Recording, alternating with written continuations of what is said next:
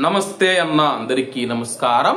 Kuwait అధికారులు వివిధ డిపార్ట్మెంట్ల సహకారంతో పెద్ద మొత్తంలో మాదక ద్రవ్యాలు స్వాధీనం చేసుకున్నారు.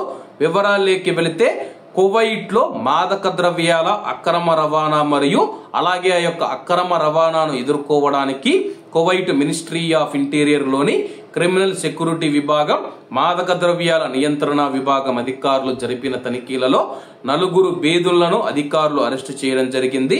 అలాగే వారి వద్ద నుంచి మనం చూసుకుంటే 15,000 లిరికా మాత్రలు, 100 గ్రాముల మాదక ద్రవ్యాలు, 500 గ్రాముల రసాయన పదార్థాలు, 250 గ్రాముల హ్యాషిషు, 80 సైకోట్రోపిక్ మాత్రలు, అలాగే ఆ యొక్క మాదక ద్రవ్యాలను తూకం వేయడానికి ఉపయోగించే ఎలక్ట్రానిక్ తూకం, అలా మాదక ద్రవ్యాలు అక్రమ రవాణా ద్వారా అమ్మడం ద్వారా వచ్చిన ఆదాయం చూసుకుంటే 10,590 దినార్ల నగదునైతే స్వాధీనం చేసుకోవడం జరిగింది.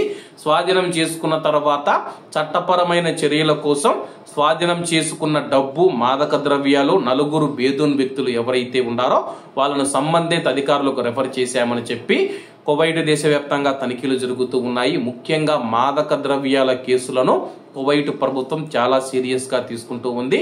కాబట్టి భారతీయులు ఎవరు ఇటువంటి చెడు మార్గాలలోకి డబ్బు ఆశ చూపించినా సరే వెళ్ళవద్దని చెప్పి మరీ కోరుకుంటూ అందరూ బాగుండాలి, అందులో మనం ఉండాలి. అందరికీ నమస్తే అన్న, జై హింద్.